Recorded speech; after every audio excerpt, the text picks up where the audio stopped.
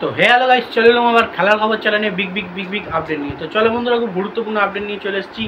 ফুল ভিডিওটা দেখতে থাকো, স্কিপ করবে না। স্কিপ করলে কিন্তু ভিডিওর মধ্যে অনেক কিছু মিস করবে। এবং এই খেলার খবর চ্যানেলে যারা নতুন আছে অবশ্যই এই খেলার খবর চ্যানেলটা সাবস্ক্রাইব করে পাশে থাকা ব্ল্যাক অ্যান্ড ঘন্টাটাকে ঢং করে বাজিয়ে দাও। আর বেশি লাইক এবং কমেন্ট করে দাও, যাতে মোটিভেট হয়ে তোমাদের এই খেলার খবর চ্যানেলে আমি ফার্স্ট আপডেট দিতে পারি। তো চলো বন্ধুরা, ফার্স্ট যে আপডেটটা নিয়ে কথা হলো, খুবই কিন্তু একটা গুরুত্বপূর্ণ আপডেট তোমাদেরকে শেয়ার করতে চলেছে।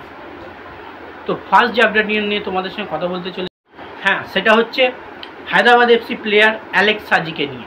তো মোহনবাগান ম্যানেজমেন্ট এই অ্যালেক্স সাজিকে কিন্তু খুব জোরালোভাবে টার্গেট করেছিল ডিফেন্ডার হিসেবে, কারণ হায়দ্রাবাদের হয়ে এই অ্যালেক্স সাজি কিন্তু দুর্দান্ত পারফরমেন্স দিয়েছে, দারুণ ডিফেন্ডিং করেছে। তো সেক্ষেত্রে কিন্তু মোহনবাগান ম্যানেজমেন্ট প্রচুর পরিমাণে টার্গেট করেছিল এবং অ্যালেক্স সাজিও কিন্তু মোহনবাগানে আসার ইচ্ছা ছিল। এবং অ্যালেক্স সাজি কিন্তু নিজে ব্যাপারটা বলেছে যে মোহনবাগান শিবিরে আমি যেতে রাজি হব তখনই, যদি হায়দ্রাবাদ এফসি আমাকে ছেড়ে দেয়, যেতে বলে, তখনই কিন্তু আমি মোহনবাগান শিবিরে যাব। এবং হায়দ্রাবাদ এফসি যদি তাকে ছাড়তে না চায়, তাহলে অ্যালেক্স সাজি হায়দ্রাবাদ এফসি ছেড়ে মোহনবাগানে যাবেন।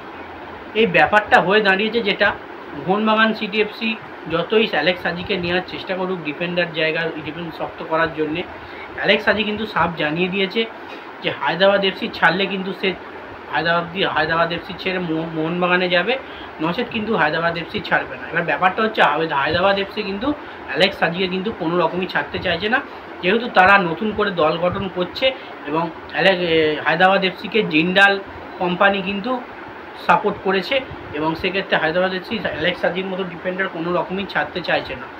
এটাই হচ্ছে নাচারির কারণ, তাদেরও প্লেয়ার দরকার লাগবে দল গঠনের জন্যে। তো মনে হচ্ছে মোহনবাগান ম্যানেজমেন্ট কিন্তু অ্যালেক্স সাজিকে নাও পেতে পারে। তো এবার যে আপডেটটা নিয়ে কথা বলবো, এটাও কিন্তু খুব গুরুত্বপূর্ণ একটা আপডেট তোমাদের সঙ্গে শেয়ার করতে চলেছি। তো মোহনবাগান শিবিরে চিঙ্গেল সানা আসাটা নিয়ে কতটা ব্যাপার, মানে চিঙ্গেল সানাকে নিয়ে কথা বলবো। ব্যাঙ্গালোর এফসি প্লেয়ার চিঙ্গেল সানা, তো চিঙ্গেল সানা সিং কিন্তু মোহনবাগান ম্যানেজমেন্ট কিন্তু বড় একটা অফার দিয়েছে মোহনবাগান শিবিরে আসার জন্য। তো কোনো রকম এখনও পর্যন্ত আপডেট আসেনি জিঙ্গেল সানা মোহনবাগান শিবিরে আসার ইচ্ছা প্রকাশ করেছে কিনা, আসবে কিনা। এবং এইটুকু আপডেট আছে, মোহনবাগান ম্যানেজমেন্ট কিন্তু বড় রকমের একটা ট্রান্সফার ফি দেওয়ার জন্যে অফার দিয়েছে জিঙ্গেল সানাকে এবং বেঙ্গালুরু এফসিতে।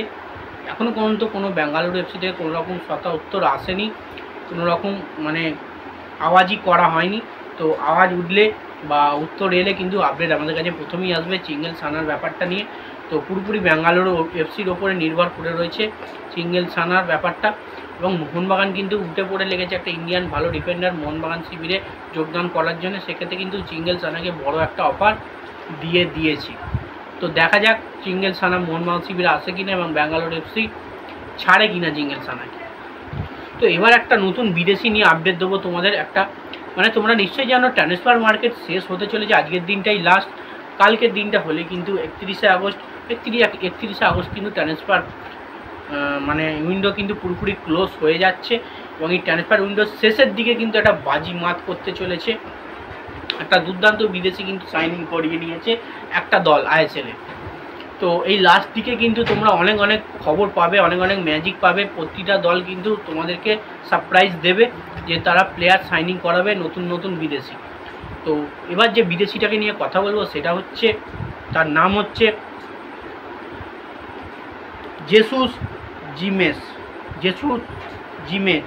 এই বিদেশি প্লেয়ারটা হচ্ছে 30 বছর বয়সী প্লেয়ার, স্প্যানিশ ফুটবলার। এর মার্কেট ভ্যালু হচ্ছে 7.2 কোটি টাকা।